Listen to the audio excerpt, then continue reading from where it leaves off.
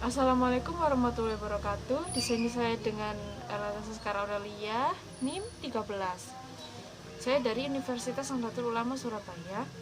Di sini saya akan menjelaskan pada pasien health education tentang pelepasan infus.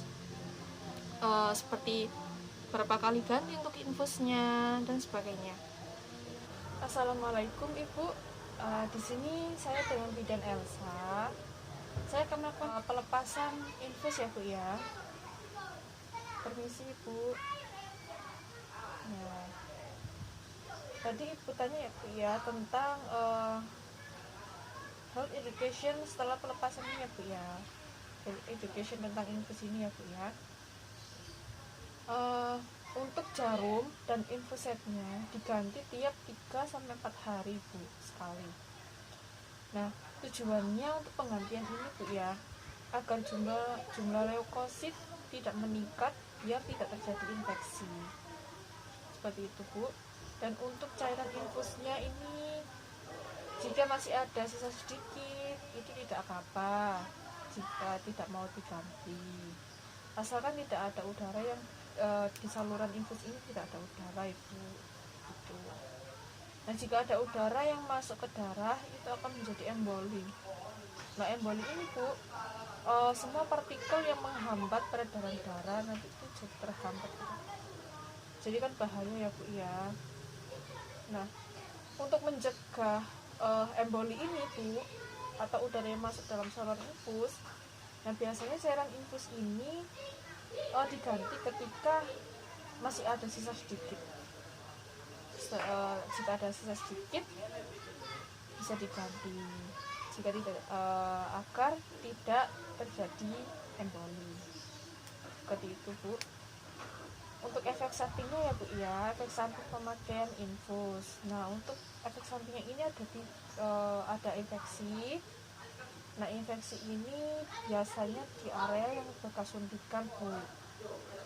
Dan waktu proses pemasangan jarum dan infus dan kateternya itu tidak tepat. Dan untuk petugasnya mungkin peralatan medisnya ini tidak steril Bu. Nah, dengan kondisi ini bisa menyebabkan infiltrasi. Nah, infiltrasi ini Bu, obat yang harusnya masuk ke aliran darah justru bocor ke jaringan sekitarnya. Seperti itu Bu. Nah, biasanya timbul kemerahan, nyeri, bengkak di area bekas suntikan itu, bengkak ya Bu ya, disertai demam tinggi dan hingga menggigil. Seperti itu Bu, yang bahaya ya Bu ya. Dan ada juga Bu emboli tadi ya Bu ya, itu efek sampingnya.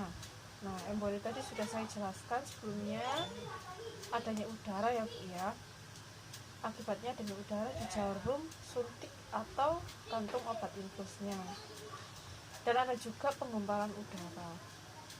Nah, dengan saya sebutkan tadi ada 3 efek samping yang pada saat pemakaian infus. Seperti itu Bu. Dan juga tadi Ibu tanya ya Bu ya, tentang cairan infus itu ada berapa sih gitu ya Bu ya.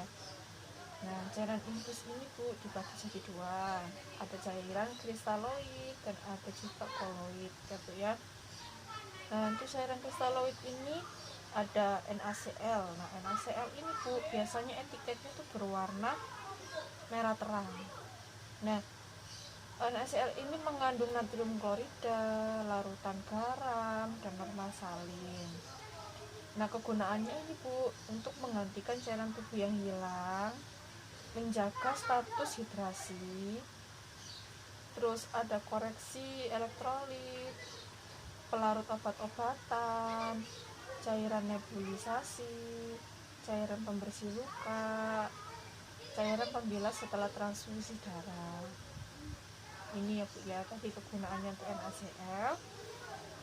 Dan ada juga ringer laktat, biasanya yang sering disebutkan tuh RL itu Bu. Nah, etiketnya ini berwarna merah tua atau gelap ya Bu ya.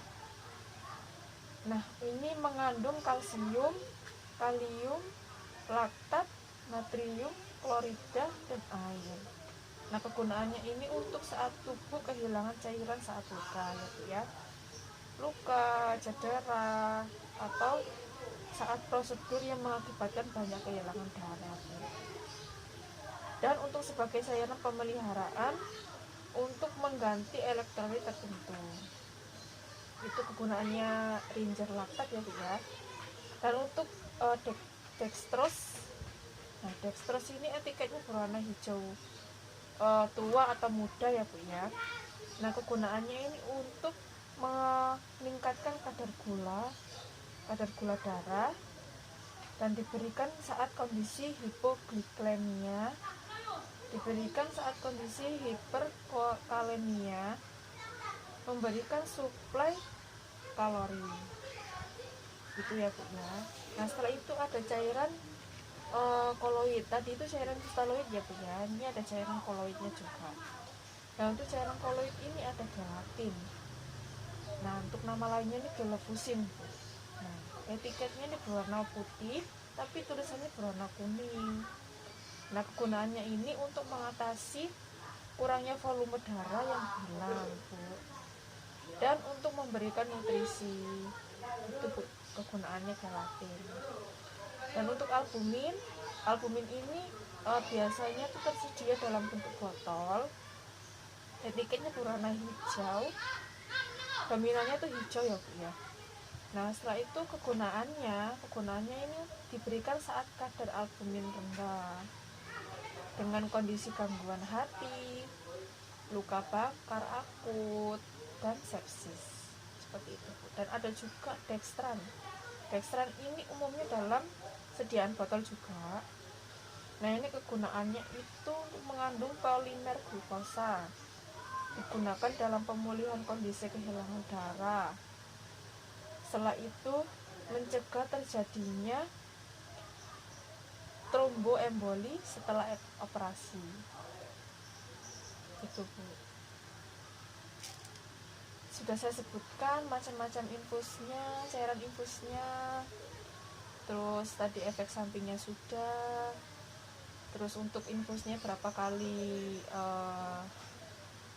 ganti, tiap berapa kali, berapa hari gitu ya Bu ya. Sudah saya sebutkan tadi, sudah saya jawab tadi. Apakah ada pertanyaan Ibu yang mungkin ada yang kurang jelas? Tidak ada. Jika tidak ada, baik, terima kasih ya Bu ya. Assalamualaikum.